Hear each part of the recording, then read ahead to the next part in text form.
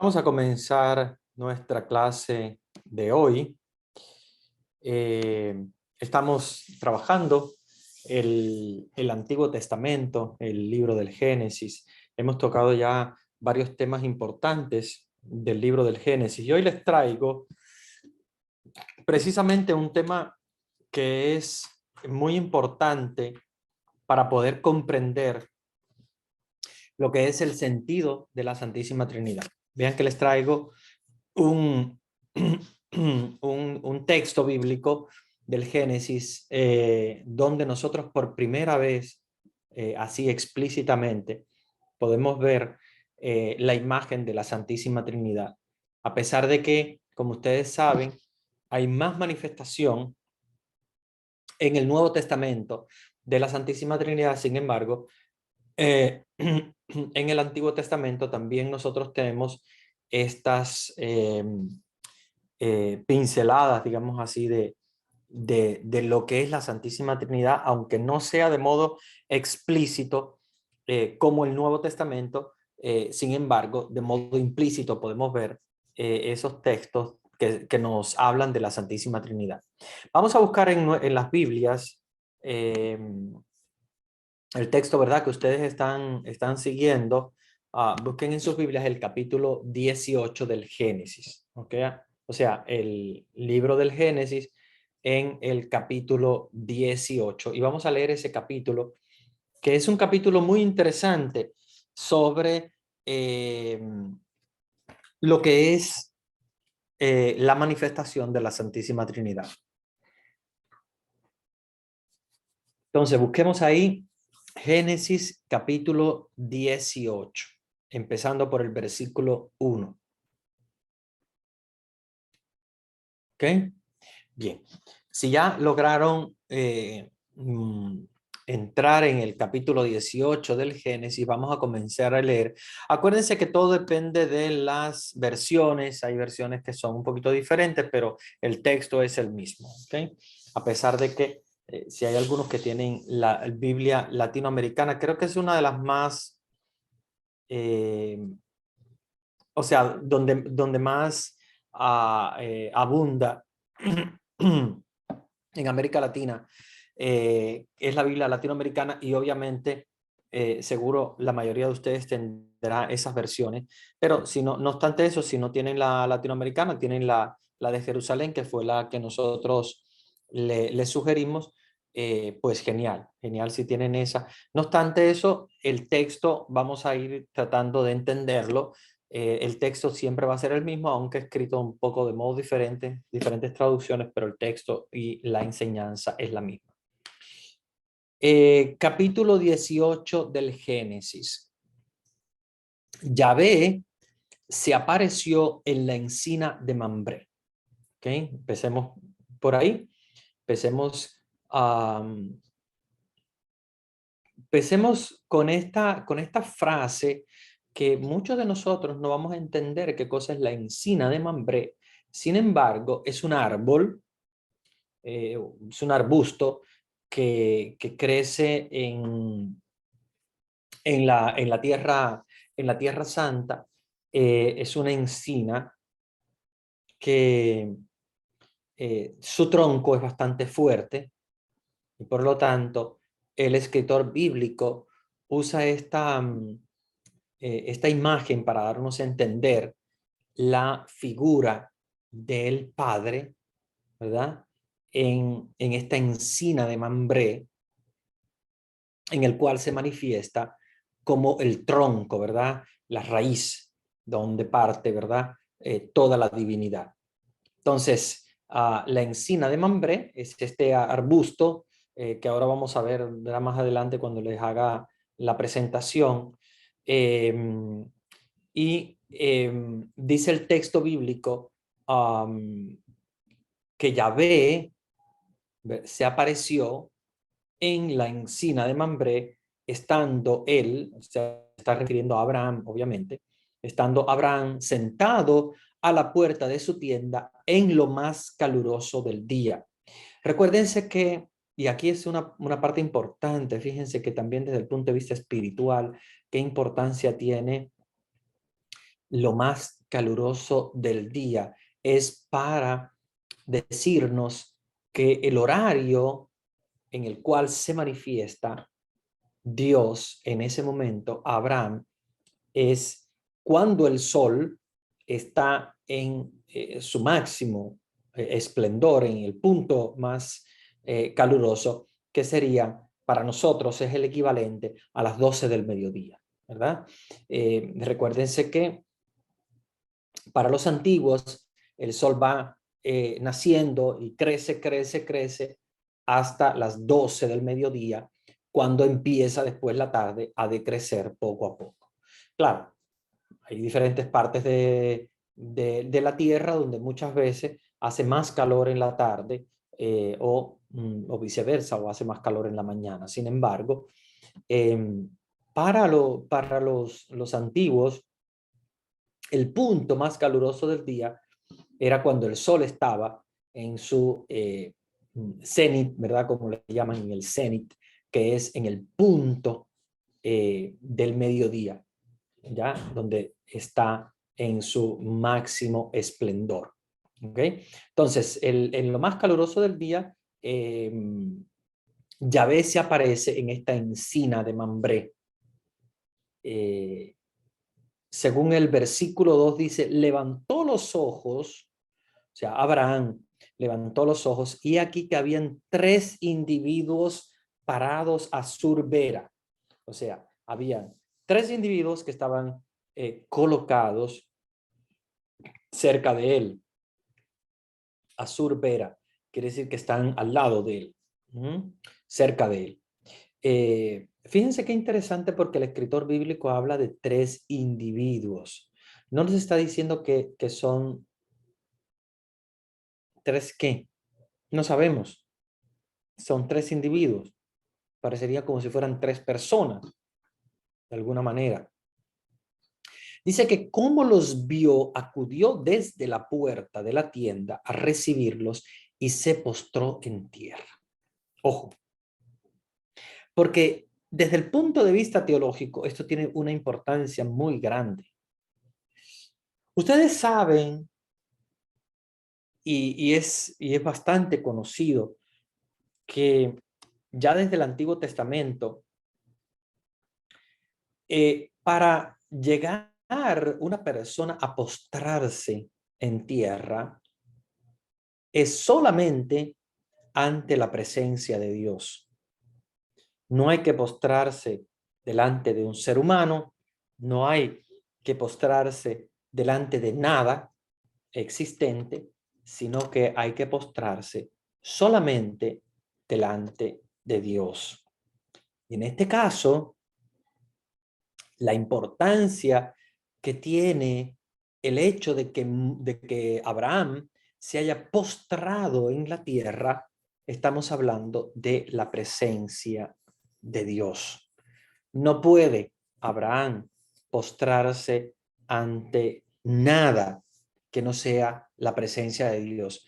Por lo tanto, nos está hablando de 3 individuos que vienen y que Abraham se postra por tierra. Ya ipso facto, nosotros tenemos que pensar rápidamente de que Dios se le está apareciendo a Abraham. Pero, ¿por qué 3 individuos? ¿Por qué no se está manifestando Dios como uno solo?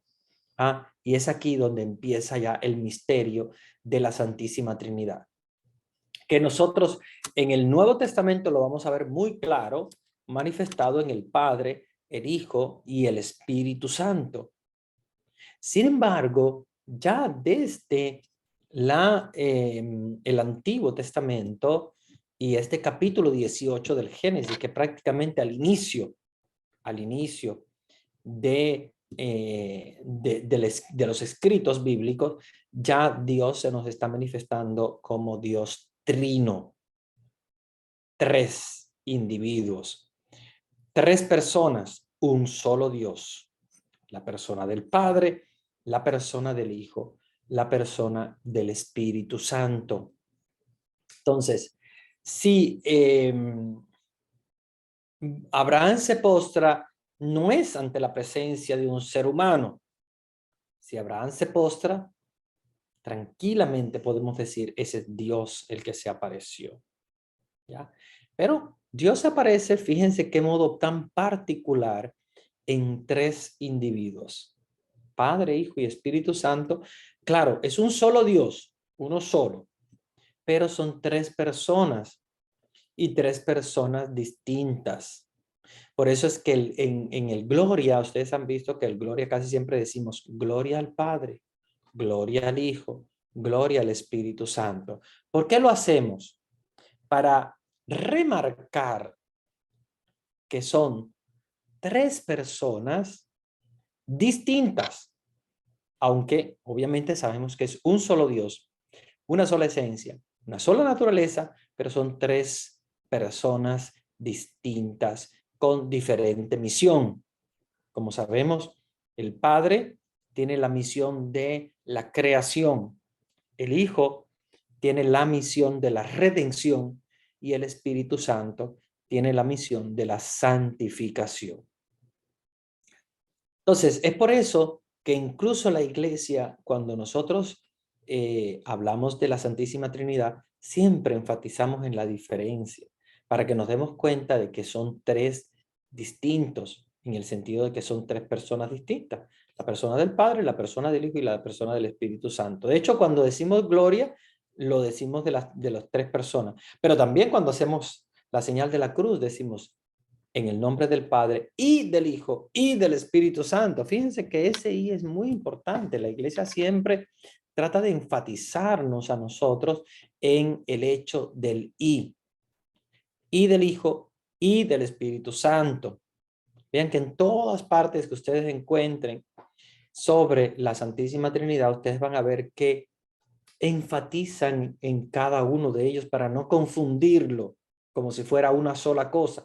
Que algunos, por ejemplo, quieren explicar la Santísima Trinidad como si fuera un transformer, o sea, una sola persona que se transforma en tres. No, no es eso. Es un solo Dios, pero que en su esencia y naturaleza única se diversifica en tres personas. La persona del Padre, la persona del Hijo y la persona del Espíritu Santo. Por eso la iglesia enfatiza. No digamos en el nombre del Padre, del Hijo y del Espíritu Santo. En el nombre del Padre y del Hijo y del Espíritu Santo. A veces andamos un poco rápido y no se escucha la diferencia, pero hay que remarcarla. Incluso con el Gloria también hacemos la diferencia. Gloria al Padre, gloria al Hijo, gloria al Espíritu Santo. ¿Verdad? Tres personas, un solo Dios.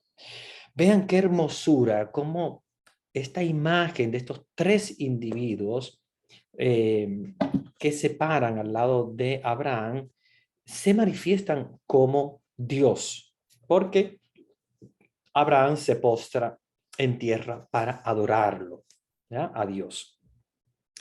Versículo 3, dijo Abraham, Señor mío, oigan, no está utilizando otro tipo de frase, está utilizando Señor mío. O sea, está llamándolo Señor, con lo cual nos enfatiza por segunda vez que está hablando de Dios, no de otra persona. Acuérdense que Señor se utiliza, sobre todo en el Antiguo Testamento, para hablar de Dios, no de ninguna persona. Ahora sí, ahora en muchas partes decimos el Señor o la señora, etcétera, pero en el Antiguo Testamento no se usaba la palabra Señor, sino solamente a Dios.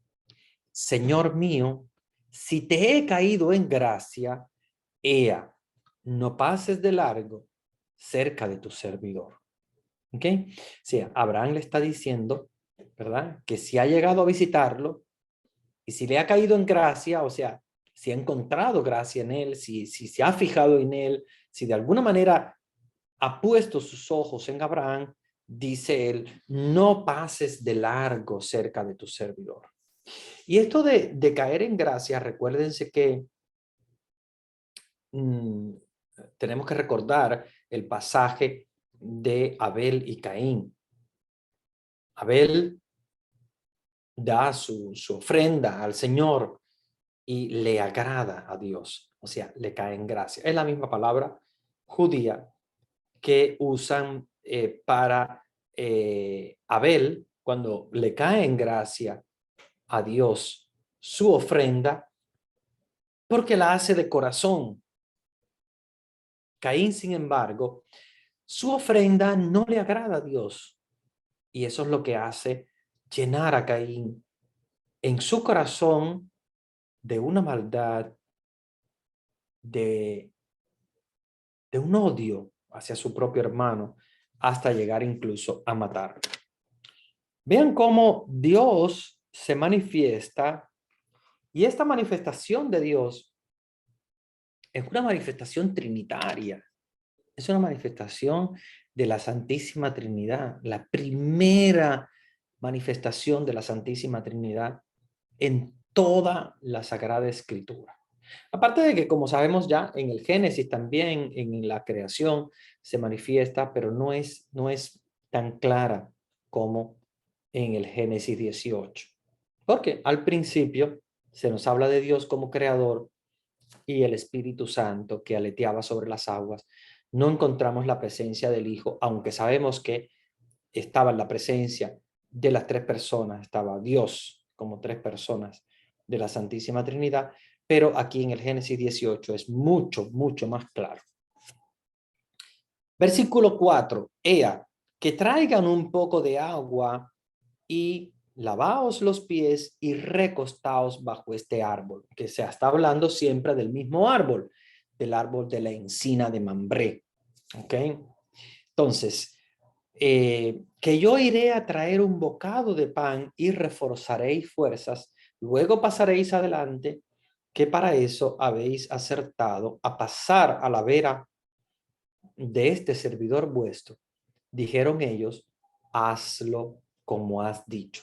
Ven cómo responden los tres al unísono, porque obviamente es un solo Dios, solo que diversificado en tres personas, y este es el gran misterio de la Santísima Trinidad. O sea, en otras palabras, Abraham pide que se queden, pide que si le han caído en gracia a Dios, se quede Dios a visitarlo, y ellos aceptan esa visita, esa compañía de Abraham, y Abraham prepara todo para que ellos puedan quedarse junto con él. En el versículo 6 nos dice, Abraham se dirigió presuroso a la tienda y a donde Sara y le dijo, apresta 3 arrobas de harina de sémola, amasa y haz unas tortas. Ven, vuelve de nuevo, acuérdense que esto es un recurso literario que está utilizando el autor bíblico. Apresa 3 arrobas de harina de sémola, 3 individuos, 3 arrobas de harina de sémola. Que, o sea, vuelve de nuevo a remarcar el hecho de que son 3. Abraham, por su parte, acudió a la vacada y apartó un becerro tierno y hermoso y se lo entregó al mozo, el cual se apresuró a aderezarlo. Luego tomó cuajada y leche junto con el becerro que había aderezado y se lo presentó manteniéndose en pie delante de ellos bajo el árbol, así que hubieron comido. Dijéronle, ¿dónde está tu mujer Sara? Ahí en la tienda, contestó. Dijo entonces aquel, volveré sin falta a ti pasado el tiempo de un embarazo, y para entonces tu mujer Sara tendrá un hijo. Sara lo estaba oyendo a la entrada de la tienda a sus espaldas. Ven qué interesante, porque el autor bíblico habla de ellos como 3, pero muchas veces habla en singular como si fuera uno solo. Por eso es tan hermoso esta manifestación de la Santísima Trinidad. Me encanta la contemplación de la Trinidad, imaginando que no son uno solo, sino que son 3, pero no son 3, sino uno. O sea, en realidad, ¿cuál es ese gran misterio de que de alguna manera Dios se aparece como Trinidad Santa en 3 personas, pero un solo Dios, único, indivisible? Dice ese versículo, el versículo 10, digo entonces aquel, ven que no dice aquellos, No les está hablando en plural, como si fueran tres, sino que en este momento le está diciendo aquel, o sea, como si fuera uno solo. Le dice, volveré sin falta, pasado el tiempo de un embarazo, o sea, va a volver Dios con Abraham después que su mujer Sara haya tenido un hijo. Sara estaba escuchando, ¿verdad? Y en el versículo 11 nos dice, Abraham y Sara eran viejos, entrados en años, y Sara se le había retirado la regla de las mujeres, o sea, ya estaba Sara en la menopausia y no podía, obviamente, biológicamente tener un hijo. Así que Sara rió para sus adentros, o sea, se sonrió, dijo, qué locura esta, ¿no? Se rió para sus adentros y dijo, ahora que estoy pasada, sentiré el placer y además con un marido viejo. Ven, o sea, ya estaba pensando que era imposible poder tener un hijo. Ya se le había pasado el tiempo, ellos no habían tenido hijos y Sara obviamente sabía que biológicamente era imposible. Dijo Yahvé a Abraham, ¿cómo así se ha reído Sara diciendo seguro que voy a parir ahora de vieja? Ven qué interesante porque Dios le habla a Abraham sobre la fe de Sara y quiere Dios como involucrar a Abraham en esto, ¿verdad? Como decirle a Abraham, bueno, tú que eres el padre de la fe, tú que eres el elegido para hacer y multiplicar la fe. Es ahora tu turno, ¿no? Para creer. Dijo Abraham, versículo 14, ¿es que hay nada milagroso para Yahvé? En el plazo fijado volveré. Ven que eran tres, pero ahora está hablando de Yahvé como uno solo. Entonces, queda muy claro que es un solo Dios, pero que su manifestación son tres personas divinas, ¿verdad? Padre, Hijo y Espíritu Santo. ¿Cómo así? Versículo 14. En el plazo fijado volveré al término de un embarazo, o sea, después de 9 meses, ¿verdad? Un término de un embarazo, y Sara tendrá un hijo. Sara negó, no me he reído, es que tuve miedo. Pero aquel dijo, ven que vuelven de nuevo a hablar en el singular como si fuera uno solo. Aquel dijo, no digas eso, que sí te has reído. Levantáronse de allí aquellos hombres, ven, y ahora vuelve de nuevo la imagen de la Trinidad, o sea, aquellos hombres, o sea, estaba hablando de nuevo los tres, tomaron hacia Sodoma y Abraham les acompañaba de despedida. Dijo entonces Yahvé, por ventura voy a ocultarle a Abraham lo que hago, siendo así que Abraham ha de ser un pueblo grande y poderoso, y se bendecirán por él los pueblos todos de la tierra. Porque yo le conozco y sé que mandará a sus hijos y a su descendencia que guarden el camino de Yahvé, practicando la justicia y el derecho, de modo que pueda concederle Yahvé a Abraham lo que le tiene apalabrado. Dijo, pues Yahvé, el clamor de Sodoma y de Gomorra es grande y su pecado es grandísimo. Ea pues, voy a bajar personalmente a ver si lo que han hecho responde en todo al clamor que ha llegado hasta mí. Y si no, he de saberlo. Y marcharon desde allí aquellos individuos camino de Sodoma, en tanto que Abraham permanecía parado delante de Yahvé. Bueno, ya entonces después comienza, ustedes saben, toda esa intercesión que hace Yahvé por Sodoma y Gomorra, hablando específicamente, como ustedes recuerdan, de los hombres, y si encuentras tantos justos, vas a destruir la ciudad, no te ruego. Y es la intercesión que ustedes saben que hace Abraham delante de Dios. Pero aquí lo que yo quiero que a ustedes le quede muy claro es que es el primer texto que nos habla de la Santísima Trinidad. Es el primer texto que nosotros encontramos explícito qué es, cuál es la esencia de Dios uno y trino. Vean que son tres personas que se nos aparecen delante de Abraham y ya allí Dios nos está revelando su identidad, que no es uno solo, sino que son tres personas. Un solo Dios, pero tres personas. No es solamente una persona, no es tampoco un transforme que primero lo vemos como Padre, que luego se transforma en el Hijo, que luego se transforma en el Espíritu Santo, sino que son tres personas individuales, pero en una sola esencia, una sola naturaleza, un solo Dios. Es un misterio. Yo sé que ustedes no lo van a entender hoy, la Santísima Trinidad. Muchos les quedarán más preguntas que respuestas, porque obviamente ese es el misterio. Si a nosotros se nos responden todas las preguntas, entonces no hay misterio, no existe el misterio, entonces no existe la fe. ¿Ok? Si yo fuera a entender a Dios y yo lo entendería todo completamente, entonces yo no tendría fe porque ya es una certeza, ya no sería fe. Hay fe cuando no hay certeza, cuando es un misterio que yo necesito creer en él, debo creer en él y por supuesto no se me revela totalmente al 100%. ¿Ok?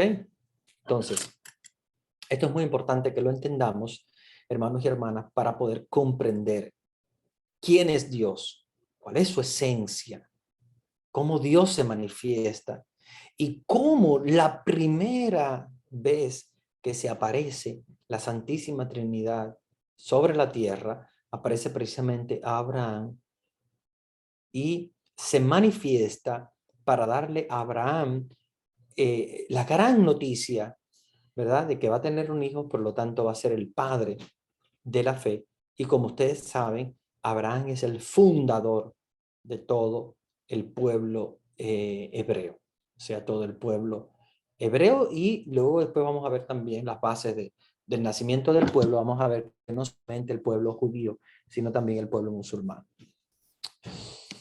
Vamos a, vamos a ver algo que a mí me agrada mucho y quiero compartirles a ustedes, que es, digamos, de alguna manera como una manifestación desde el punto de vista espiritual hermosa, que es un dibujo que nos muestra esta escena de estos tres individuos que se parecen a Abraham y, y cómo este icono ha sido prácticamente de alguna manera como el centro de toda la espiritualidad trinitaria, de toda la espiritualidad de la Trinidad. Voy a compartir mi pantalla porque quiero que ustedes lo vean. Voy a compartir mi pantalla. Yo sé que algunos que tienen celulares tal vez no vayan a poder verlo tan grande porque la pantalla del celular es pequeño, pero después lo vamos a compartir también a través de las diferentes plataformas para que ustedes lo tengan. Miren, aquí estamos nosotros ante la presencia de una, una imagen, ¿verdad? Una imagen hermosa, que es la imagen de la Santísima Trinidad, de un pintor antiguo llamado Rublev. De hecho, el cuadro se llama La Trinidad de Rublev, porque él es el que dibuja este cuadro, haciendo precisamente una recreación de esos tres individuos que se aparecen ante Abraham, pero con características muy específicas, mostrando, ¿verdad? A cada uno desde su perspectiva, ¿verdad? Cada uno, el Padre, el Hijo, el Espíritu Santo, ¿ok? Entonces, voy a tratar de ver cómo logro, de alguna manera, esta es una, ustedes pueden colocar Trinidad de Rublev y a ustedes le van a salir ese cuadro de diferentes maneras, porque obviamente lo tenemos de diferentes maneras, siempre el mismo cuadro, algunos son un poquito más, un poquito más claros para poder ver exactamente. Por ejemplo, esta es una versión muy buena, está bastante clara. Déjenme ver si logro. No, pero no lo tengo engrandecida, por lo tanto es mejor utilizar el anterior que les estaba diciendo. Voy a Exacto, voy a colocarles este para que ustedes lo vean. Este es el más grande para que ustedes, los que tengan celulares, puedan verlo. Miren, aquí tenemos estos tres individuos a los cuales el pintor Rublev los coloca de un modo diferente para que, para recrearnos en la espiritualidad de la Santísima Trinidad. A mí me encanta contemplar este cuadro. Este cuadro me encanta y creo que es un cuadro que debemos tener todos si tienen la posibilidad de adquirirlo. Lo venden en muchas librerías católicas. Es muy hermoso, porque no es el cuadro clásico, aquel del Padre con barbas y si el Hijo que es Jesús al lado y el Espíritu Santo con forma de paloma. Este cuadro de la Santísima Trinidad es interesante porque a los tres los coloca de la misma manera. Acuérdense que el Padre, el Hijo y el Espíritu Santo, no podemos colocar el Padre como si fuera un viejito con barbas. En realidad no sabemos cómo es el Padre porque no lo conocemos en persona, en el sentido de que se haya manifestado como una persona o como un viejito. Algunos lo pintan así de esa manera, pero la realidad es que la imagen de Dios Padre no la conocemos.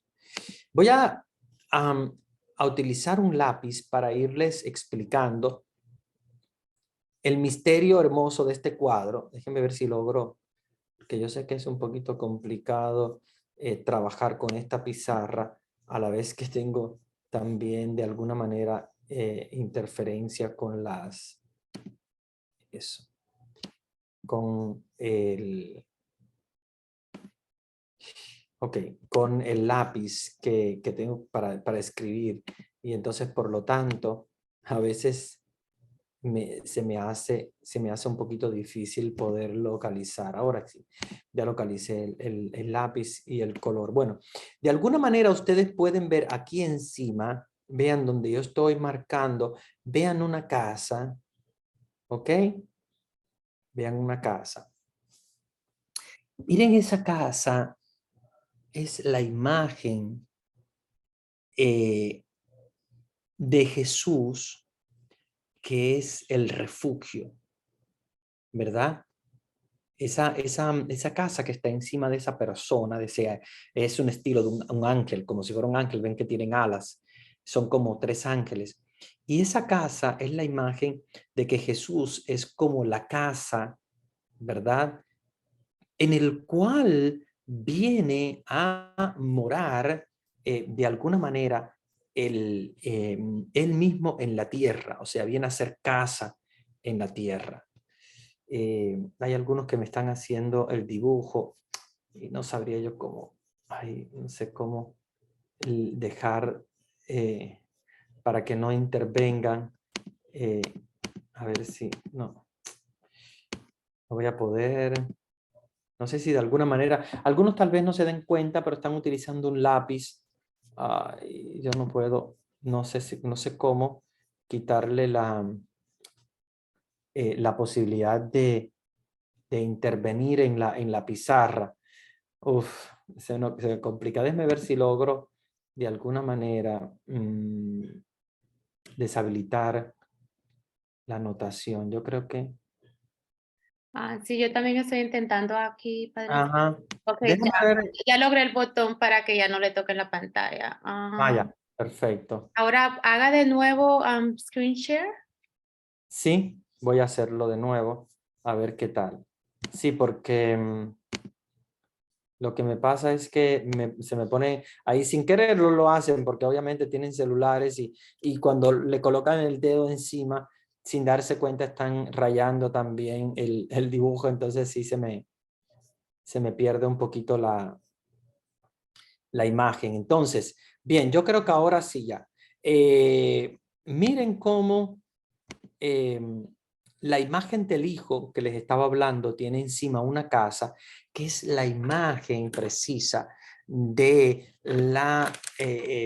hijo que viene a hacer casa entre nosotros porque viene a acampar entre nosotros. Vean que Rublev utiliza símbolos para hablarnos de este pasaje de los tres peregrinos que se quedan en la casa de Abraham. Y a cada uno de ellos él lo dibuja de un modo diferente, pero a la vez igual, para decir es un solo Dios, pero tres personas diferentes. Por eso se llama la Trinidad. Entonces, al Hijo le coloca encima una casa. Vean que está dibujada una casa encima para decir, bueno, él viene a acampar en medio de nosotros, viene a hacer casa en nosotros, ¿verdad? Porque el Hijo se hace hombre. Sin embargo, al Padre, que es el del medio, le dibujan lo que es la encina de Mambré, que estábamos hablando de Génesis 18. Vean, se las estoy marcando para que ustedes vean cuál es la encina de Mambré, ese arbusto, que es el signo del Padre, porque obviamente para él es el signo en el cual el Padre se revela y por lo tanto figura central coloca la encina de Mambré. Y aquí encima del Espíritu Santo hay, no sé si ustedes logran verlo, es como una cascada. Vean que cae una cascada hacia abajo. Yo los estoy dibujando para que ustedes lo vean. Cae como una cascada hacia abajo. ¿Qué es el río de agua viva? ¿Ok? El Espíritu Santo, como ustedes saben, se caracteriza por ser un río de agua viva. Y el agua es el símbolo del Espíritu Santo, donde él mismo aleteaba por encima de las aguas. Entonces, vean que cada uno de ellos, los tres, tiene un dibujo diferente para hablarnos exactamente de cada una de las particularidades de cada una de las personas de la Santísima Trinidad. ¿Ven? Entonces, eso le voy a quitar para que ahora nos concentremos en otra parte. Veamos ahora. Fíjense que los tres tienen algo muy interesante. Tienen los tres una aureola, que es ese círculo alrededor de las cabezas, ese círculo blanco que se llama aureola, que es la aureola de la santidad. ¿Ok? A ustedes han visto que los santos en las iglesias llevan una aureola, o sea, un círculo alrededor de sus cabezas, que es el signo de la santidad. Y por lo tanto, Dios, que es el santo de los santos, el santísimo, lleva también esa aureola marcando la santidad de los tres. Fíjense que tienen el mismo peinado, la misma cara, o sea, que es el mismo Dios, pero tienen aspectos diferentes. Vean que vamos a ir a las vestiduras para que sepamos. Vean, los tres tienen un manto azul. Vean que Jesús tiene un manto azul por debajo de uno transparente que tiene por encima. El Padre tiene en su brazo izquierdo un manto azul que le llega hacia abajo. Y el Espíritu Santo tiene un manto azul interno cubierto por un manto verde que está por encima. No sé si logran verlo. Voy a hablarles de los vestidos. El azul, en este caso, es el signo de la divinidad. O sea, quiere decir que los tres tienen azul porque los tres son Dios. ¿Ok? Los tres tienen el hecho de ser Dios. Tienen esa característica. Entonces, ese símbolo del azul que está en cada uno de ellos es el símbolo para decirnos, mira, es Dios el Espíritu Santo, es Dios el Padre, es Dios también el Hijo. Pero vamos a ir más profundo.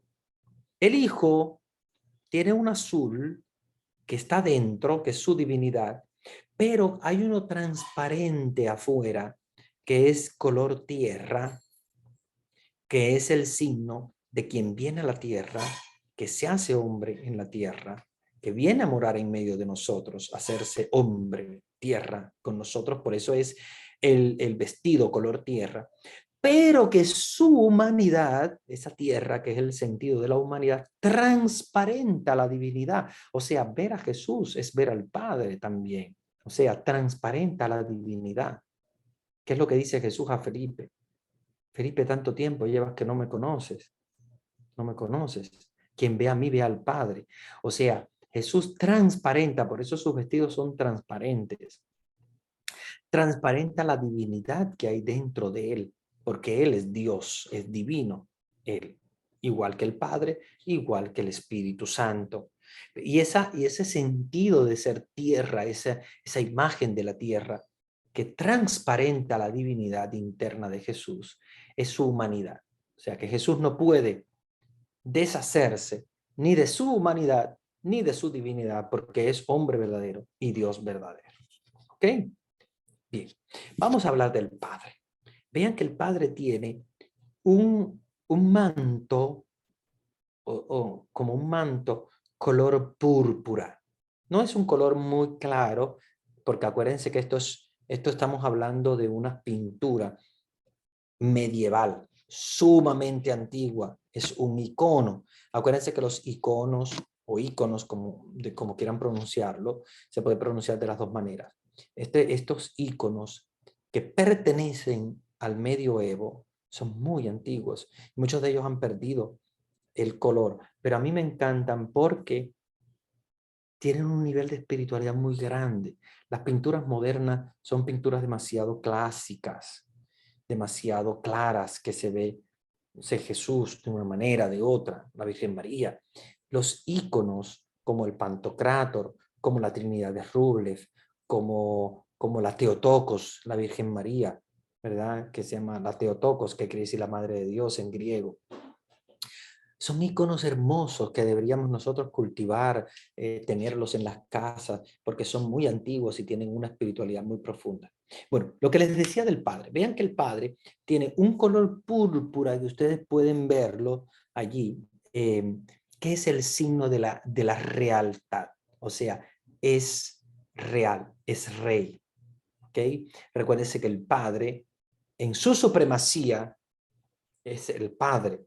Por lo tanto, por el símbolo del Padre, tiene ese manto que es el que usaban los reyes, es el color púrpura que usaban los reyes para simbolizar, ¿verdad? Como nosotros hoy en la actualidad vemos el Papa se viste de blanco, que es el símbolo del Papa, el blanco, que los cardenales tienen el rojo, es el símbolo de los cardenales. Bueno, para los reyes era el color púrpura, es un color sangre, ¿verdad? Un color oscuro, color rojo oscuro, casi marrón. Entonces, ese color simboliza al Padre en su hecho de ser rey, o sea, su realidad. Y también tiene el manto azul, que es el manto de la divinidad. Entonces, es rey, pero es también Dios. El Espíritu Santo, vean qué interesante, tiene su divinidad interna, obviamente, es el vestido interno que tiene azul, que es la divinidad, el ser Dios, pero a la vez tiene un vestido verde, que es el signo de la esperanza, es el signo del espíritu. Acuérdense que el verde es el símbolo de la esperanza y por lo tanto Rublev quiso simbolizar al Espíritu Santo como la esperanza con el verde. ¿Ok? Bien. Vamos ahora nosotros entonces a observar cómo las cabezas de estos individuos, o sus miradas más bien, están simbolizando lo que se llama la procesión trinitaria. Y ustedes me van a decir, padre, pero para nosotros procesión es cuando se lleva un santo, una imagen en procesión. No, en Trinidad la procesión es otra cosa. La procesión viene de proceder, ¿ok? Cuando nosotros en el credo decimos, ¿de dónde procede el Espíritu Santo? Procede del Padre y del Hijo, que con el Padre y el Hijo recibe una misma adoración y gloria. Entonces, cuando decimos procede del Padre y del Hijo, nos estamos refiriendo en los estudios trinitarios a de dónde procede. Es la procesión, procede. Esto no quiere decir la procesión como que haya sido creado por el Espíritu Santo, no ha sido creado por el Padre y por el Hijo. Procede. La acción proceder significa, a ver, yo les voy a hablar de algo muy filosófico, tal vez le va a crear más problemas que soluciones, pero bueno, esta es la imagen que que utilizaba Santo Tomás de Aquino para explicar la procesión, y yo creo que no hay otra manera de explicarla de mejor manera. Cuando Santo Tomás de Aquino nos hablaba nos habla sobre la procesión en la Trinidad, él dice que el Espíritu Santo procede del Padre y del Hijo, como cuando la idea procede de un pensador, ¿ok? Se elabora una idea y el pensador hace una idea, tiene una idea, genera de alguna manera una idea, ¿ok? Entonces, acuérdense que el Padre, el Hijo y el Espíritu Santo no son creados, ninguno de ellos. Ni el Espíritu Santo ha sido creado por el Padre y el Hijo, ni el Hijo ha sido creado por el Padre. Ellos proceden, ¿ok? El Espíritu Santo procede del Padre y del Hijo, y por lo tanto el Hijo procede en este caso del Padre, que como ustedes saben es engendrado, no creado, ¿ok? Porque tiene la misma naturaleza que el Padre. Decimos en el credo, porque en todo fue hecho que por nosotros los hombres y por nuestra salvación bajo del cielo. Entendamos que esta procesión es como cuando un pensador genera una idea. Tiene una idea. Esa idea no es diferente al pensador. Yo no puedo decir, mi idea está aquí y yo que soy pensador estoy acá, como si fueran dos cosas diferentes. Son diferentes. Ella es mi idea, yo soy el pensador, pero no puede vivir separada la idea del pensador. ¿Ok? Tiene que vivir unida. Es una sola cosa. Es mi idea, es mi pensamiento. ¿Ok? Está tan interno a mí, más interno que yo mismo, mi idea y mi pensamiento. Entonces, cuando proceden, es como cuando se genera una idea, del cual pertenece al mismo ser, pertenece a la misma esencia y naturaleza, no puede vivir separado de él, pero es algo diferente, ¿ok? Es una realidad diferente. Entonces, cuando nos hablamos de la procesión en la Santísima Trinidad, decimos, miren, el Padre está mirando al Hijo, porque el Hijo procede del Padre, porque Él mismo, como nosotros decimos en el credo, el Hijo no ha sido creado, ¿ok? No es creación, procede del Padre, en este caso, engendrado, no creado, no ha sido creado porque obviamente ya le está creado desde la creación, desde antes de la creación, por favor, o sea, desde siempre y para siempre, desde que existe Dios, Él ya ha sido creado, porque no es creación. Obviamente Dios no se crea ni se destruye, Dios es eterno. Y por lo tanto, en su esencia y su naturaleza, el Padre engendra al Hijo. ¿Ok? Y por eso es la mirada del Padre hacia el Hijo. Pero luego el Hijo mira, claro, en la misma línea de la mirada del Padre hacia el Hijo mira al Espíritu Santo. ¿Ok? Es como una procesión. El Hijo es engendrado por el Padre, pero el Espíritu Santo procede del Padre y del Hijo, o sea, por procesión. Acuérdense que la procesión es como aquel pensador que genera una idea. ¿Ok? Genera una idea y ha sido generada, pero no ha sido creada. Acuérdense que la idea ya estaba dentro de mi intelecto, solo que yo de alguna manera la engendro, ¿verdad? Esa idea, pero la idea no ha sido creada por mí, porque la idea ya existía dentro de mi mente, de modo desorganizado tal vez, pero ya estaba. Y esto es la imagen para que entiendan de dónde procede el Padre y el Hijo, perdón, el Hijo y el Espíritu Santo, que son diferentes al Padre como persona, pero a la vez es uno solo, ¿ok? Un solo Dios. Vean qué triángulo más hermoso se crea cuando juntamos las cabezas del Padre, del Hijo y del Espíritu Santo. Voy entonces ahora a hablarles exactamente de otros símbolos que nosotros encontramos en el dibujo y que los científicos han logrado identificar de Rubles, porque Rubles no nos ha dicho el por qué ha dibujado todas esas cosas ni cómo lo ha dibujado. Solo sabemos, obviamente, que se trata de la Santísima Trinidad pero se han investigado todas estas cosas hermosas, simbólicas del dibujo. Miren aquí, les estoy trazando.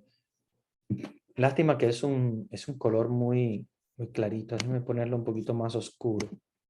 Si de alguna manera ustedes lo pueden tal vez identificar mejor, no sé. Bueno, ahora está un poquito más oscuro, es más finita la línea, pero es más oscura. Vean que aquí en el medio hay dos signos importantes. Es el signo del Padre. El Padre tiene en sus manos dos, que es cuando nosotros damos la bendición. Es el signo de la bendición, ¿verdad? Que lo hacemos así, dos, ¿verdad? Como si fuera un dos. No es un dos exactamente como si fuera diciendo dos, pero es el signo para dar la bendición. Ven que el Padre está como dando la bendición de alguna manera, ¿verdad? Como lo hacemos para dar la bendición, ese signo, ¿verdad? Del dos. Que también tiene un signo en Jesús que son doble naturaleza, humana y divina. Dios se hace hombre, pero no deja de ser Dios. Sigue siendo Dios y hombre verdadero. Por otra parte, aquí en el medio tenemos una copa, que es el signo de la Eucaristía. En el medio dibujado no se ve muy claro, pero hay un cordero, que es el Cordero de Dios, Jesús, Cordero de Dios inmolado, que se hace cordero en la Pascua para ser inmolado por nosotros los hombres. Entonces ven que también hay un cáliz. Vean que los tres tienen unas varas. Vean, aquí el Hijo, ¿verdad? Tiene una vara sosteniéndola con sus manos. Aquí el Padre, vean que tiene una vara. Y aquí el Espíritu Santo tiene esta vara sosteniéndola en sus manos. ¿Qué signo tienen estas varas? Es el signo del peregrino. Si dice que estuvieron estos tres individuos visitando a Abraham y se aparecen precisamente con estas varas, es porque son peregrinos, o sea, están de paso. Están de paso, entran en la casa de Abraham y entran como peregrinos. ¿Ok? Por eso es que Rublev los dibuja muy hermoso con una vara en la mano cada uno, como el sentido del peregrino, de que va de viaje y pasa por la casa. Otro signo interesante, véanlo bien, déjenme ver si lo logro dibujar con el rojo un poquito más grueso para que se vea mejor. Miren, si yo voy haciendo el contorno del cuerpo del Hijo, vean, desde la cabeza hasta los pies. Miren. Y después junto los pies del Hijo con los del Espíritu Santo y hago el contorno del cuerpo del Espíritu Santo. Vean que se forma allí. Precisamente, si yo lo cierro aquí delante, vean que se forma un cáliz. Y el cáliz es el signo de la Eucaristía, es el signo de la sangre de Jesús derramada por el perdón de nuestros pecados. Es el signo del centro de la Santísima Trinidad. Acuérdense que el centro de la Santísima Trinidad es la Eucaristía, el centro de la vida de la Iglesia es la Eucaristía, el centro de todo cristiano tiene que ser la Eucaristía. Y por lo tanto, el signo del cáliz, ¿verdad? Es el signo de la Eucaristía. Y ellos se quedan con Abraham para cenar como si estuviesen celebrando la primera de todas las Eucaristías de la historia, y es la Santísima Trinidad haciéndose presente. Vean qué hermoso. Qué hermosa esa simbología. Después, si nosotros podemos buscar la simetría de las cabezas, nos vamos a dar cuenta que entre la cabeza del Padre y el pie del Hijo, y luego uniendo la cabeza del Hijo con el Espíritu Santo, aparece una cruz casi exacta, que nos simboliza la muerte de Jesús en la cruz y cómo la cruz también es el centro de la vida de la iglesia. La cruz es el centro de la vida del cristiano.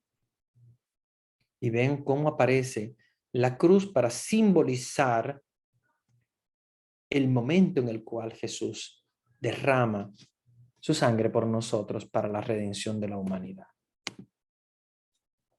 Hay otras imágenes que podemos también ver en este mismo cuadro. Vean también esa simbología interesante, por ejemplo, de los círculos concéntricos que se pueden crear, que son imágenes también de la circularidad que hay en un solo Dios, englobados en uno solo.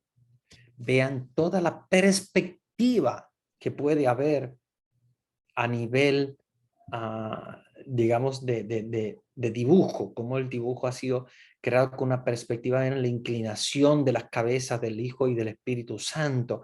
Es una inclinación. El Padre no tiene la inclinación esa que tiene el Hijo y el Espíritu Santo, porque obviamente reconocen la dignidad del Padre. Y cómo también existe digamos, octágono para esta figura, para englobar de modo simétrico las dos figuras, las tres figuras, ¿verdad? Del Padre, el Hijo y el Espíritu Santo. Vean lo que yo les comentaba del cáliz. Vean lo que yo les comentaba también de las miradas que forman también una cruz en forma, de alguna manera, como tridimensional, una cruz a estilo tridimensional. Y como precisamente también las varas que llevan en sus manos establecen también una imagen muy interesante de cada uno de ellos, mostrando desde el punto de vista espiritual. Vamos a dejar de compartir la pantalla porque me gustaría de alguna manera dialogar con ustedes. Me gustaría dialogar sobre este tema, que es un tema muy importante, sobre la Santísima Trinidad, esta manifestación que se hace a Abraham. Voy a darle la posibilidad a ustedes de reactivar su micrófono, porque me gustaría escuchar eso. Voy a dar la posibilidad de reactivar su micrófono. Me gustaría escuchar sus ideas, sus comentarios, sus dudas, sus preguntas. ¿Qué les pareció la Trinidad de Rublev? Vamos a dialogar un poquito sobre eso. Bien, he dado la posibilidad para reactivar los micrófonos. Vamos a dialogar un poco. Si quieren pueden reactivar su micrófono y participar.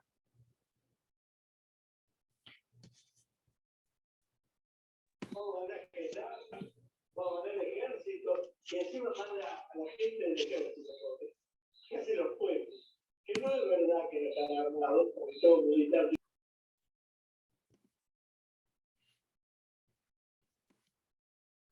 Adelante, quien quiera participar. ¿Qué comentarios? ¿Qué les pareció? ¿Conocían esta icono de Rublev? Padre, muy buenas noches. Yo Sí. tengo una duda, ¿no? Sí. Acerca nos hablaba de la, en sí, en el árbol, o sea, ¿por qué va sobre el Padre? O sea, como sabemos que en la Biblia todo es simbólico, ¿no es cierto? Creo que algún significado o este árbol que representa, eso no me queda claro, si sería tan amable de ayudarme. Sí, muy buena pregunta. Muy buena pregunta. Mira, el árbol que simboliza al Padre es más que un símbolo, digamos, de un significado específico que tenga el mambré. Más que eso, es sobre todo hablarnos del momento primero por el cual el Padre se aparece, ¿verdad? En en la tierra. Acuérdense que nosotros no encontramos en ninguna parte donde se haya manifestado el Padre como tal, o sea, que haya parecido al Padre, como por ejemplo, bueno, sabemos que el Espíritu Santo es un río de agua viva, que el Hijo es una casa porque se manifiesta en este caso como hombre haciendo casa en la tierra, haciéndose uno de nosotros. El Padre, sin embargo, la única manifestación que tiene clara es en la encina de Mambré, cuando ellos se hacen presente como Santísima Trinidad. Vean que Yahvé se presenta a Moisés después en diferentes momentos. Recordemos también que aparece en varios momentos también a los profetas, a los reyes, pero en este momento el Padre se aparece él mismo en persona, junto con el Hijo y el Espíritu Santo, y elige este árbol del Mambré por un significado claro de ser un tronco fuerte y ser un árbol signo de como el centro, ¿verdad? La fortaleza del Padre, la centralidad también del Padre. Y por eso se elige esta encina de Mambré. Pero como sabemos, el significado más profundo es la aparición en Génesis 18 del Padre, que no lo habíamos visto nunca. Se aparece ahí junto con el Hijo y el Espíritu Santo, pero no lo habíamos visto aparecerse de otra manera anteriormente a esta. Después vemos también manifestaciones en los profetas, manifestaciones en los reyes, pero de esta manera un modo único. Y este árbol es un árbol sagrado, es un árbol sagrado que de hecho, como ustedes saben, pertenecía al reinado de Canaán. Es un árbol que para los cananeos es muy importante y para todos los judíos es muy importante porque es un árbol que tiene es un carácter religioso para la comunidad. ¿Ok? No solamente como una especie de árbol, sino también como un individuo, de hecho. ¿Ok? Lo consideran sagrado de su propia especie. De modo que inclusive en otros países, incluso lejanos como en África, lo adoran a este tipo de árbol. Claro, para los judíos eso tiene un sentido sagrado, tiene un sentido de manifestación, como manifestación del Padre, y, eh, y es un árbol que es considerado en todo Canaán, es considerado como un árbol religioso, sagrado, que tiene una importancia muy grande. Muy bien, vamos a ver si hay otros comentarios, preguntas, ideas. ¿Qué les pareció? Sí, adelante. Yo, padre, Sí, Marcia. mire, a lo mejor revuelvo un poco, pero yo pude entender. Mire, Dios Padre es creador Ujú, y mi fe está puesta en él, claro. Cuando viene Dios Hijo, Él me redime, me busca ujú. para que yo tenga fe en Él. Y llegará el momento de tanta mi fe que yo le pida al Espíritu Santo la santidad. No sé si hasta ahorita voy bien Sí, o ya me desvié. sí. ¿Sí? Bien. No, es exacto. Continúo. Ujú, Resulta que yo estoy ahorita en que quiero sentir esa gracia. He visto vidas de santos en las que digo, ¿por qué? ¿Por qué oran? Santa Teresita del Niño Jesús, Santa Teresita de Ávila, ¿cómo me queman el alma para poder entender esta fe? Llega una parte en que Santa Teresita hace unos cantos y cuando vuelve de su éxtasis, dice que estuvo con Espíritu Santo. Y digo, yo quiero ser igual que ella. Bueno, es mucha mi soberbia. Sin embargo, mi fe la logro sentir o la quiero demostrar cuando yo hago una peregrinación. Tal vez no la aguante, pero el solo hecho de un ayuno, una penitencia, un peregrinar, y aquí mi duda es que yo nunca había pensado que peregrinar es manejar ideas. Yo dejo a un lado las ideas. Yo tomo mi corazón, mi sentir, el sentido de mi fe, mi proyecto de vida, porque yo quiero transmitirles a los que me rodean esa paz que a mí me da algo que se llama fe. Alguien que me dice que es Dios. Una voz que acá adentro se siente y que dice uno, wow, algo está pasando. ¿Y quién me explica eso que yo siento? Y cuando quiero empezar a leer esta Biblia, como en otras cosas, otras ocasiones lo he intentado, híjole, es un mar adentro que no tiene fondo. ¿Sí me explico? Claro. A lo mejor ya me perdí, pero si usted me entendió la idea, yo ese árbol lo he visto en alguna película con algún santo y Dios no se manifiesta como persona, es fuego. Y dice, ese fuego me quema y no me deja. ¿Por qué me llamas? Si yo quiero ser tan mortal como cualquier otro. Sin embargo, Dios nos llama porque una obra tiene hecha para nosotros, porque somos instrumentos de Él, es mi sentir, es mi pensar. Claro. Somos un instrumento de Él y para entregarnos en nombre de Él a los que nos rodean. Estoy mal, me equivoqué, ¿dónde me perdí? Gracias por la participación. Sí, no, Mo, muchas gracias a ti, muchas gracias a ti. Yo creo que el comentario es bastante fuerte porque es muy espiritual y realmente esa es la misión de cada uno de ellos es esa, o sea, el Padre es el creador, el Hijo es el que redime, el Espíritu Santo es el que santifica, con su diferencia de misión para hacernos ver que son diferentes personas, pero es un solo Dios. Y obviamente la espiritualidad está en sentir a Dios, cada uno pues obviamente de diferente manera. Puede ser un fuego que quema, puede ser también un agua que da vida, que refresca.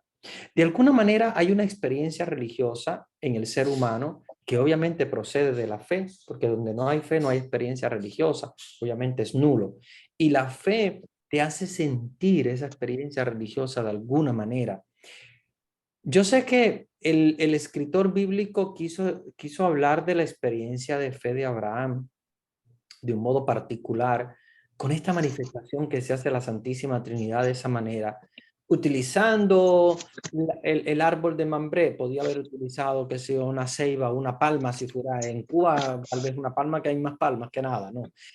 No es tanto el sentido del árbol o la esencia de ese árbol, sino el mensaje profundo que viene a traer a Abraham en ese momento. O sea, hay una situación. Abraham y Sara no tienen hijos.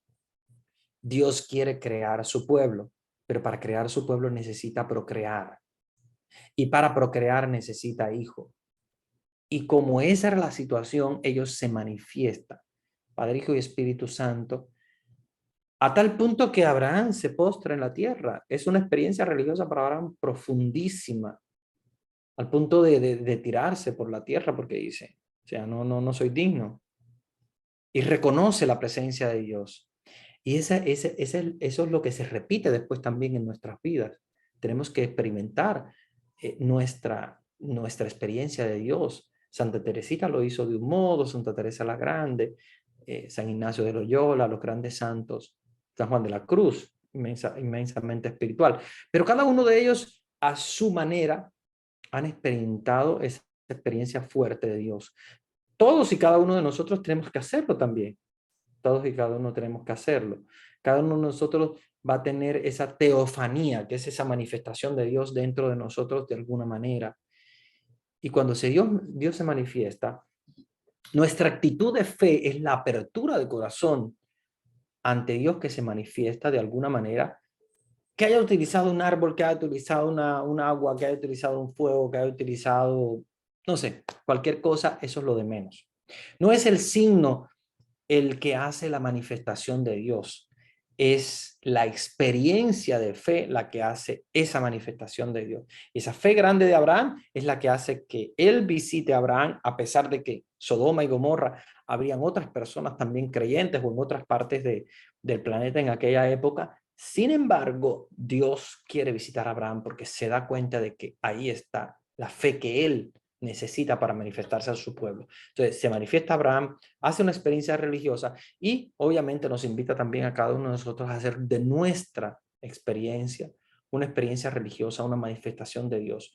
Porque a pesar de ser esa manifestación de tres individuos en ese momento, en esa localidad, en esa situación con Abraham, Dios hoy, como Santísima Trinidad, también se manifiesta a cada uno de nosotros. Vamos a continuar con las preguntas porque está muy interesante, muy interesante. Me gusta eso, que ustedes vayan en profundidad.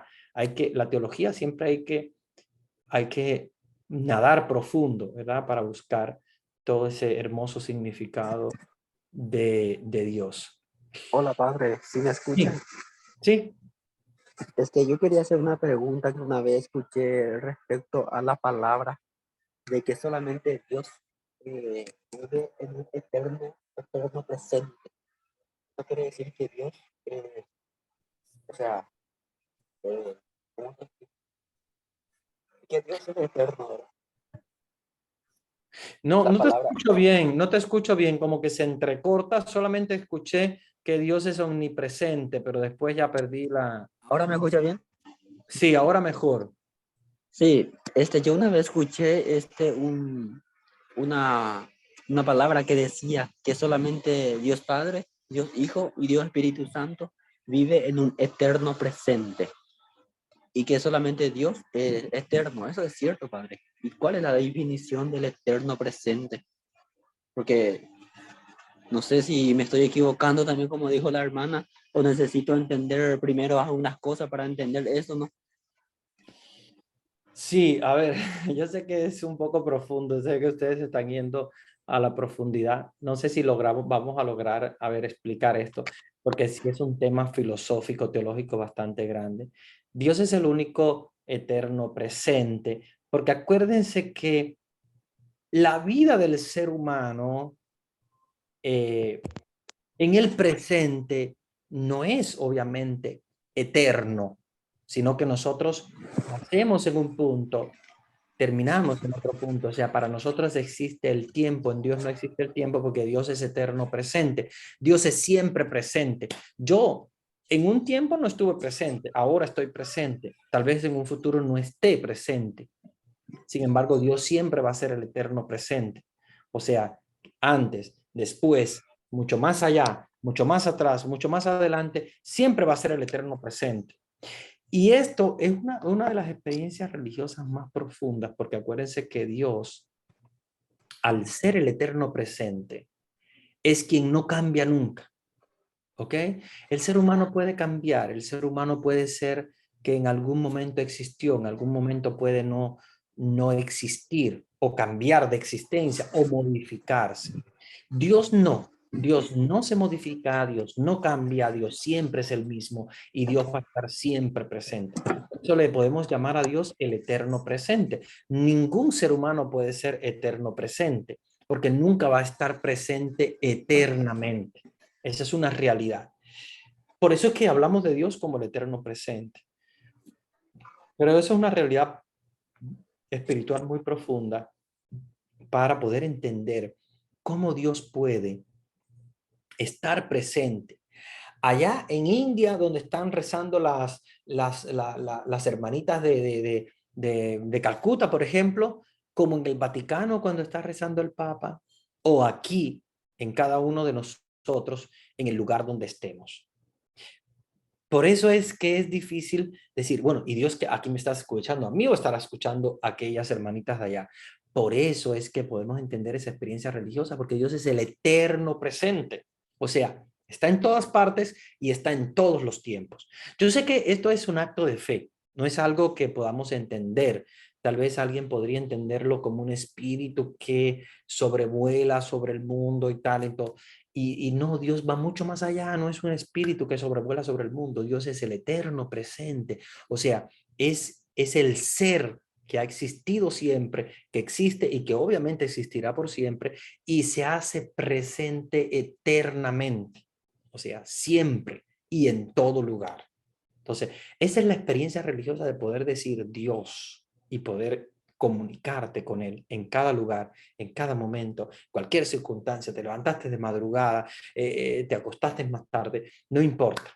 En cualquier momento siempre vas a encontrar a Dios. Estás manejando, estás trabajando. Es el eterno presente que no dejará nunca de existir. Y obviamente si Dios dejara de existir, obviamente todos nosotros estaríamos completamente desaparecidos.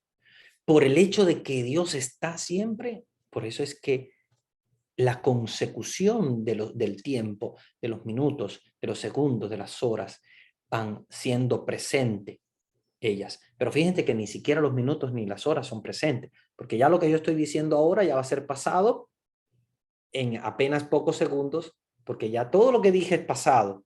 Sin embargo, Dios no. Dios no es pasado. Dios es eterno presente. Es una experiencia religiosa linda, poder entender a Dios eterno presente en cada criatura, en cada momento, en cada lugar, en cada momento de la historia. Y bueno, esa es la certeza grande que nos da la fe de poder comunicarnos con Dios y estar en constante comunión con Él, a pesar de que nosotros no seamos eternos presentes, porque nosotros sí somos limitados en el tiempo, ¿verdad? Muy bien. Hay unas preguntas también en el chat súper interesantes que no quiero dejar de pasar. Dice, ¿puede ser que la Santísima Trinidad es uno solo y que están unidos, pero quien tiene el poder definitivo es Dios Padre?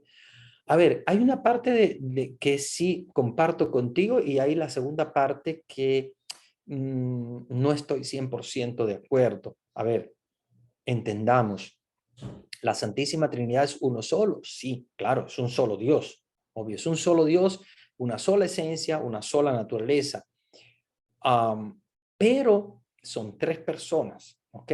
O sea, según la fe, nosotros sabemos que son tres personas, la persona del Padre, la persona del Hijo, la persona del Espíritu Santo, pero una sola realidad, o sea, un solo ser. Cuando nosotros nos referimos a Dios, de decir, como ser, es uno solo, o sea, el ser de Dios, uno solo, un solo Dios.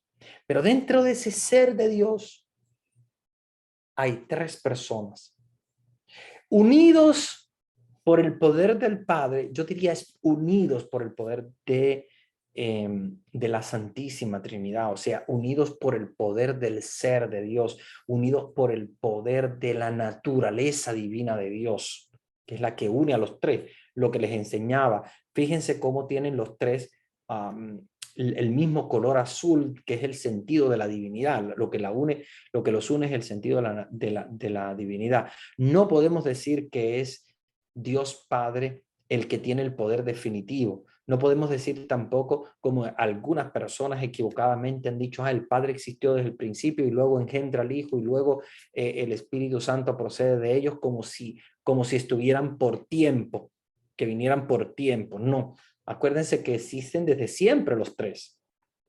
Solo que hay una procesión interna dentro del mismo ser de Dios en el Hijo y el Espíritu Santo, pero no hay un poder definitivo del Padre como si fuera, digamos, de alguna manera como el creador, como el iniciador. No, no lo es, porque Dios es uno solo.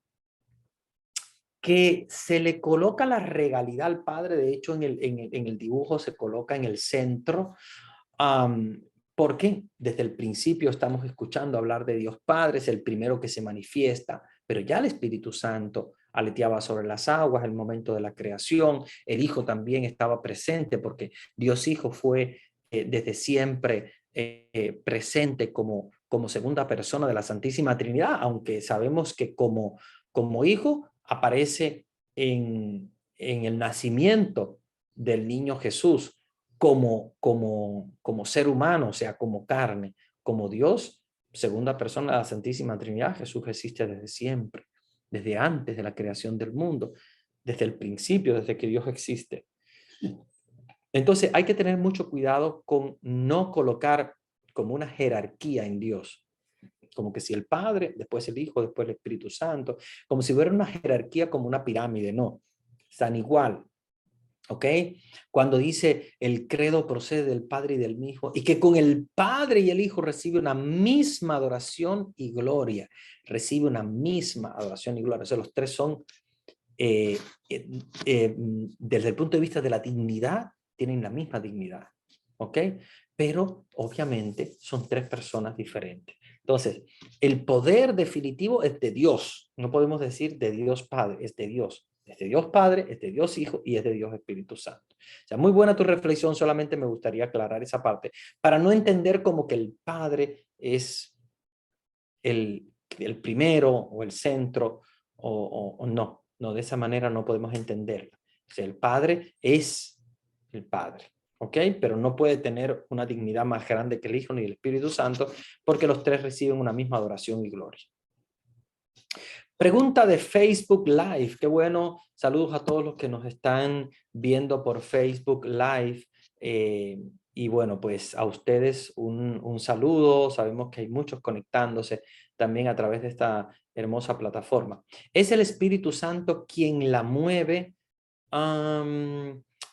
Creo que te estás refiriendo seguramente a la encina de Mambré, si es quien mueve el Espíritu Santo. Pues digamos que el Espíritu Santo mueve todo, ¿ok? Solo que hay manifestaciones del Espíritu Santo, como de alguna manera un soplido que aparece en muchas maneras. Se recuerdan también en la oración de Elías, Eliseo, etc. Hay manifestaciones del Espíritu Santo que son muy claras. No recuerdo que específicamente la encina de Mambré sea movida por esa fuerza del Espíritu Santo. No podemos decirlo así específicamente, pero sí podemos decir que el Espíritu Santo se manifiesta como, como un viento, ¿verdad? Que muchas veces mueve alrededor de sí muchas cosas, ¿verdad? Sobre todo cuando quieres renovar las cosas y en algún momento se manifiesta para renovar el mundo. Padre, cuando Dios se le presenta a Moisés en la zarza ardiente, podríamos decir que el fuego que está ardiendo es sobre un árbol del que está hablando, el árbol de Mambré. Cuando nos habla de la zarza ardiente, no sabemos si es exactamente el árbol de Mambré porque no lo dice, dice simplemente una zarza. No creo que sea un arbusto específicamente, porque la Biblia cuando habla de zarza no habla de árbol grande. Creo que sea más bien que se trate de una hierba cuando hablamos de la zarza. Pero sí, efectivamente, acuérdense que Dios va utilizando diferentes simbologías y en este caso, pues obviamente ha utilizado el mambré para manifestar a la Santísima Trinidad debajo de ese árbol de Mambré, que es la primera vez que vemos al Padre. Por eso les digo, insisto mucho en esto, porque es muy importante la primera vez que nosotros vemos la manifestación del Padre.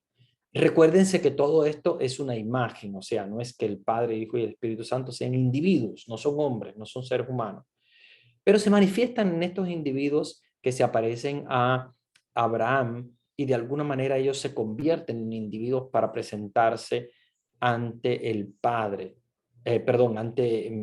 sí, el Padre de la fe, ante Abraham, pero no es exactamente, o sea, no podemos tomar, acuérdense que la Biblia no se puede tomar al pie de la letra porque es todo muy simbólico. Incluso el mambré es el símbolo, como les decía, de ese poder, de ese árbol sagrado, que incluso no es solamente sagrado en Canaán, sino también en otros países. y en otras regiones. Es una excelente clase, muchas gracias, gracias por ese comentario tan hermoso. Muy bien explicado lo de la Santísima Trinidad en esta cita bíblica, lo de la procesión de la Santísima Trinidad. Gracias, Padre. Gracias a ti también por mantener la sintonía con nosotros y estar conectado con nosotros. Y bueno, pues es también un honor escuchar esos comentarios tan hermosos. Gracias, Padre, una excelente clase, me aclaró muchas dudas que tenía. Bendiciones desde Arizona, gracias, y muchos saludos también a ti por allá. Ahora pensando, ¿verdad?, que cómo estamos presentes en muchos estados de los Estados Unidos y también en muchos países de América Latina. Estamos haciéndonos presentes con estas clases hermosas, ¿verdad?, que nos ayudan a reflexionar y a pensar en la manifestación de Dios. Bueno, ya he respondido todas las preguntas. Yo creo que nos queda ahora básicamente seguir profundizando más sobre la Santísima Trinidad, sobre la iconografía. Hoy quería presentarles esto porque no es no es el único icono. Si a ustedes les gusta la iconografía, yo les diría que busquen en internet. Yo sé que muchos de ustedes tal vez son muy modernos y les gusta la iconografía tal vez más moderna, pero busquen la antigua. Mire, hay unos iconos que a mí me encantan muchísimo, no solamente ese de Rublev, que ya se los presenté, sino también esta imagen que se llama el Pantocrátor, que seguramente han visto en algunos lugares y en muchas librerías cristianas también pueden encontrar este icono hermoso. El Pantocrátor, que quiere decir pantos, quiere decir todo. Kratos quiere decir poder, ¿verdad? De ahí donde viene la democracia, de Kratos, cracia es poder, demo es pueblo, democracia es el poder del pueblo. Entonces el Pantocrátor es el poder del Todopoderoso, porque Pantos quiere decir todo, el que todo lo puede, el Todopoderoso. Es la manifestación del Pantocrátor, es el Jesús. Miren, esta es la más clásica, que es una de las iglesias ortodoxas antiguas, súper hermosa. ¿Verdad? Esta es una de las que de las más antiguas, ¿ok? Que la tenemos también en nuestras iglesias. Creo que, si mal no recuerdo, un Pantocrátor está creo que es en la de San Pablo Extramuros, si mal no recuerdo, en Roma, que visitaba yo estas basílicas muchísimo. Y recuerdo el Pantocrátor en una de ellas. Me parece que es San Juan no San Juan de Letrán, sino San Pablo Extramuros, creo que es. Miren qué hermoso es esa iconografía del Pantocrátor, muy antigua, hecha, obviamente esto es hecho con piedrecitas pequeñitas que se van poniendo una al lado de las otras para crear esta imagen tan hermosa. Acuérdense que los iconos son hechos con piedrecitas de colores, una al lado de la otra para crear imágenes hermosas. Miren este Cristo que es el Pantos Kratos, que es el Pantocrátor. Ustedes pueden buscarlo por internet para que lo vean. Ahí está el Todopoderoso, que es el Pantocrátor. Pero no solamente el Pantocrátor, si ustedes buscan también la Theotokos, acuérdense que todos estos nombres son griegos. Theotokos quiere decir madre de Dios. Theos es Dios, tokos, madre, la madre de Dios. Y vean que esta es la imagen más hermosa, miren, de la Virgen María, la Theotokos. Vean qué hermosa la Virgen María, así con esa ternura hacia Jesús. Okay, vean aquí la imagen. Bueno, hay muchas de la Theotokos, hay bastante. Vean, todas son la misma imagen, solo que un poco, digamos, de alguna manera recreada, ¿verdad? Un poquito más moderna, otras un poco más antiguas, pero es la imagen de la Madre de Dios, Theotokos, que acuérdense que el Concilio de Éfeso llama a María, estamos hablando de los años 360 y pico, llama a María Theotokos, o sea, Madre de Dios. Busquen esa, sobre todo A mí me gustan muchas, hay muchos iconos antiguos, pero el Pantocrátor, la Theotokos y esta de la Santísima Trinidad de Rublev, para mí son hermosas y esenciales. Muy bien. Bueno, ya nos quedan prácticamente solo 10 minutos de aviso y de receso. Les voy a dar la bendición para dejarles con Vanesita para los avisos y el receso que damos al final de las clases.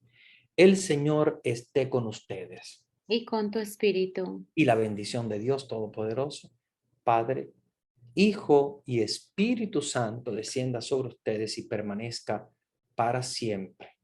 Amén. Y que la Santísima Trinidad me los guarde a todos ustedes. Feliz noche, les dejo con Vanesita. Gracias, Padrecito.